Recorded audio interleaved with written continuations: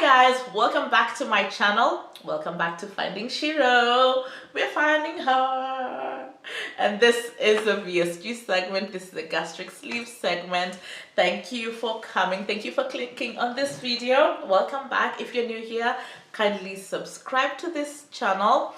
I'm going to give you some 5 seconds to do that. And then also click on that notification bell so you're updated every single time I upload a video. Alrighty, okay, so today I am coming in with a little bit of a story time, I guess. and today I'm going to be telling you why I chose to have VSG surgery, which is a gastric sleeve surgery, bariatric sleeve surgery. So people have this kind of surgery for a lot of reasons. For me, it was not because I hate how I look. I don't hate my curves. I don't think that I look fat. I don't think that I look ugly. I think I have a banging body. I think that body is banging. Okay, I'm putting some pictures here. Just look at that. I think I have a banging body now. So, so that is not why I'm having the surgery. No. The reason I am having the surgery done is because I am starting to experience some symptoms from being overweight, from being obese. So some obese related symptoms. They're not medical yet, so that means it's not diabetes and it's not high blood pressure. It's not, it's not it's actually, I've got high cholesterol. It's just a little bit high, but it's there, so I could say it's a medical thing. But I am feeling it in my body. I work at a hotel, a chain of hotels, and as a receptionist, and that means that I am on my feet for a good amount of my shift, and a shift is about 8 hours. So for something like 7, let me just be honest, 8 hours I am on my feet. If I get to sit, it's probably like maybe for 10 minutes here and 5 minutes there, so not much. So I am constantly on my feet and on the move, because if a guest needs one thing, then you have to go and get, or and we are filling up stuff, from the shop. We are always on the move. We're very active. It's a very active job, and because of that, I have started experiencing and feeling a lot of pressure on my knees, but above all on my feet, on the soles of my feet. So it's been 2 years now. This summer marks 2 years since I started getting something that's called helespoir in Danish. I have no idea what it's called. Just give me a minute. Let me tell you what it's called in English. So it's called plantar fasciitis. I'll put it up here. I don't know if I pronounce it correctly, but that's what I've been having. So for the last 2 years I've been having that, and it's just an inflammation in the foot. I'll actually read what it is. So plantar fasciitis is an inflammation of the fibrous tissue along the bottom of your foot that connects your heel bone to your toes. Plantar fasciitis can cause intense heel pain, and that is what I was feeling. Intense pain like you would never imagine. And this pain would normally be from like in the mornings. So when I woke up, oh my gosh, I couldn't almost get off my bed to walk to the bathroom. I was like, it hurt. If I woke up in the middle of the night, I needed to go to pee or to use the bathroom, oh my gosh, it would hurt so much, and it would take me such a long time to get there because it hurt. It was painful. With every step I took was very, very painful. It was also, I could also feel it when I got home after the 8 hours of standing, of being on my feet all day. I'd get home, and the minute I put up my feet, my God, my feet would be on fire. And this is mostly the sole of my feet. It would be totally on fire, throbbing.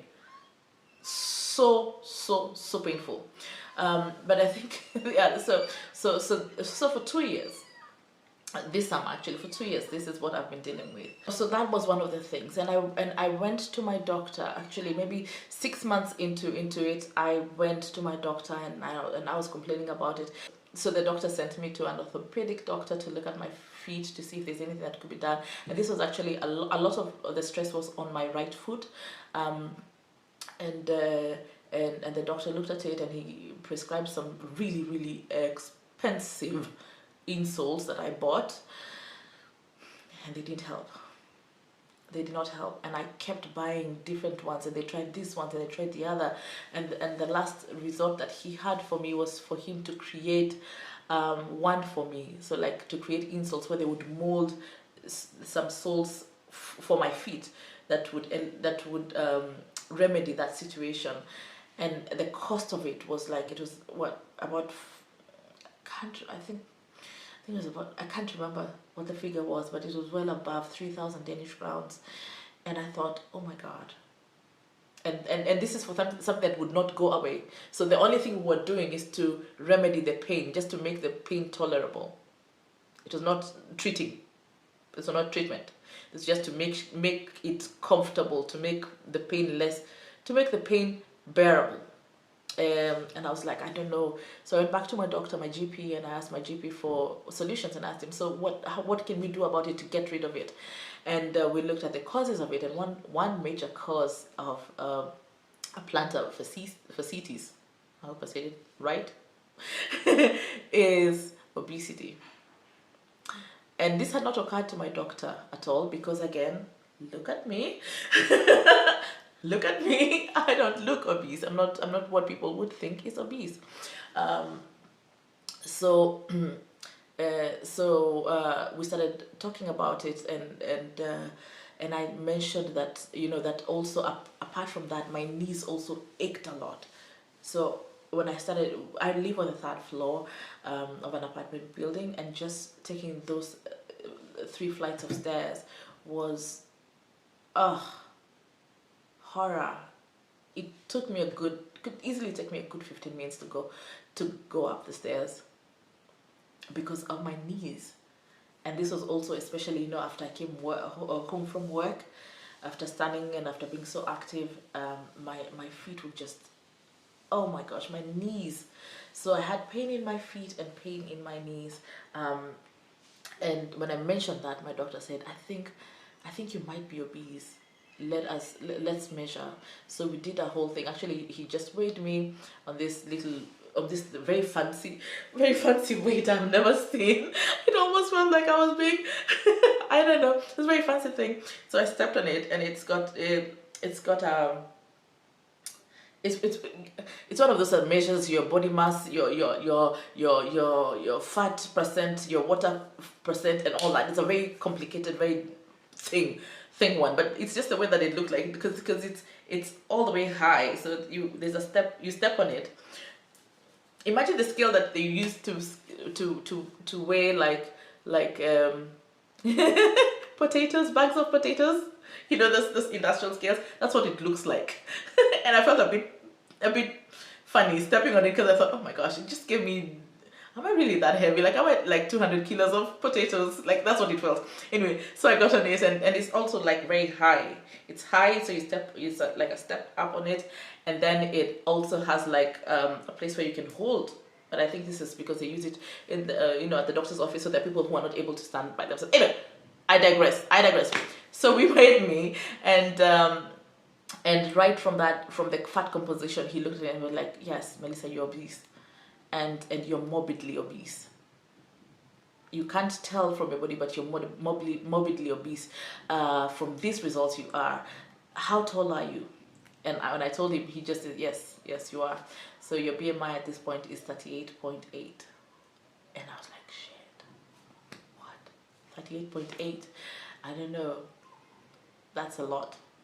And in Denmark, they classify the obesities. So I think when you're like obese, there's obese 1, obese 2, and obese 3. I am like in obese 2 there, because obese 3 is like really, this is like people who are over 40, a BMI of 40, that get classified as obese 3. But but being morbidly obese is also something to really start looking into. So we started looking into it, and he asked me, okay, change your diet. You are already active at your work, so you just need to watch out for what you eat. Just yeah, if you can eat one piece of cake instead of two. If you can, no life. Don't go like full throttle, because you need for it to be sustainable. Because it's for health issues and not because you want to look banging. You need to make it sustainable. So I tried that, but the weight was just not coming off. It wasn't coming off. It wasn't going anywhere. And if I'm really honest, I have weighed 106 kilos for the longest time. For the longest time. So when I went back and I told him, oh, we weighed and I was still at 100. I think at this moment 107. So a little bit had dropped off, but not that much, right? And I was putting in the work. I was actually even doing intermittent fasting. So I was like, I wouldn't eat breakfast. So I'd only have two meals in a day, and make sure that my latest meal was by 8 o'clock. Still wasn't working. Like, I didn't see it, didn't move anywhere. So we started looking for other alternatives, and we started actually talking of Wegovy and Ozempic, because and that was early this year, because it had it had been accepted, rather Wegovy had been accepted as a treatment for obesity in Denmark. So we started talking about it, but then I just I couldn't get on with it. I just don't know, that black box warning of thyroid cancer, just I couldn't ignore it, and I wanted to, because the results people are getting with Ozempic, with Wegovy, was mind-blowing, right? And I personally know a few people who are on it, and they have lost the weight, and I wanted it so much, but I couldn't ignore that. So I started looking for other solutions. So this is what the Danish healthcare system would have given me. That was Ozempic. Ozempic and Wegovy is the same drug, but because we were treating obesity and not diabetes, and I would be getting the Wegovy medication. And it was not going to be free. Of course, I needed to buy it, and it's quite expensive. And so coupled with the fact that there's a risk for thyroid cancer, the other thing that really made me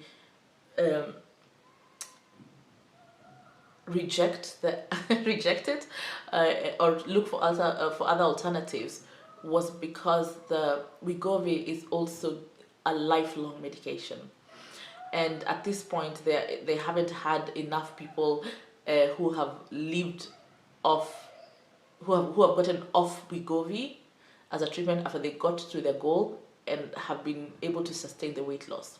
And this for me was something this for me was a point of concern. And also the manufacturers of Wegovy are actually a Danish pharmaceutical company, and they say that it is a lifetime drug. So once you get on it, for you to be able to sustain that weight loss, you need to be on the drug, on the low doses, but on the drug anyway. So that means you'll be spending this money for the rest of your time. So this is an investment for the rest of your life. I didn't know how I felt about that, especially because then there was this black box warning for thyroid cancer. I was like, oh, so this for my entire life, and then there's also this. I don't know if I'm comfortable doing this. So I started looking at other alternatives, and I reached out, and I started researching, and that's when I found out about the gastric balloon. And I was like, this is a solution for me, because I just need to lose about 25 kilos, 30 kilos, and I'm good. And with a gastric balloon, you can do that. And especially if you choose the one, for a year, the Schwarz balloon that is refillable, you're able to do that. There are also disadvantages with this, with the balloon, which I'm not going to get into because I'm not getting the balloon. Because again, it's sustainability. I wanted to get a sustainable solution. That's what I was looking for. I wanted to get a solution that if I invested, it would help me in the long run. It would help me sustain health, that I would be healthy in my body.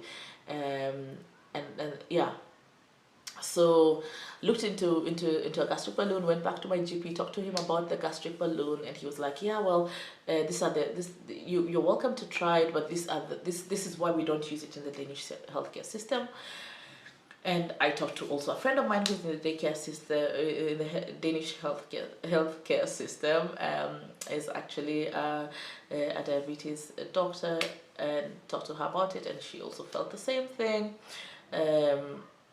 And I could see the point. And then I also did my research to find out, okay, so people who've gotten the balloon, where are they at now? And most of them had, the ones that were honest, had put on the weight back after the balloon came off.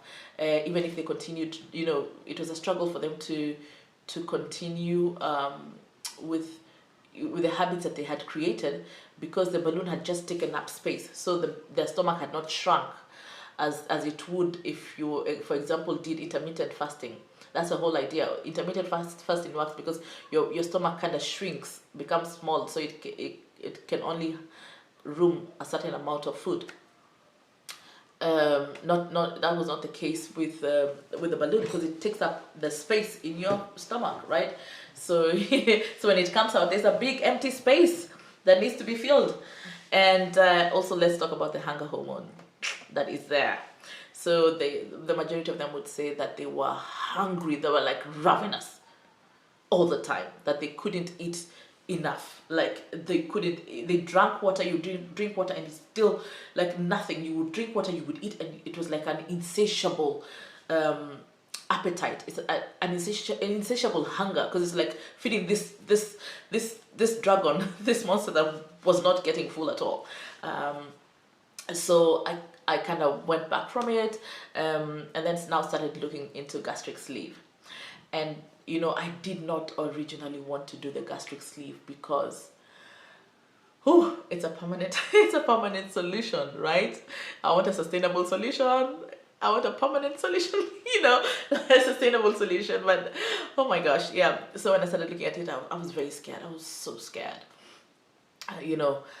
Because it is a surgery. It is not like a balloon that you just swallow, or they shove down your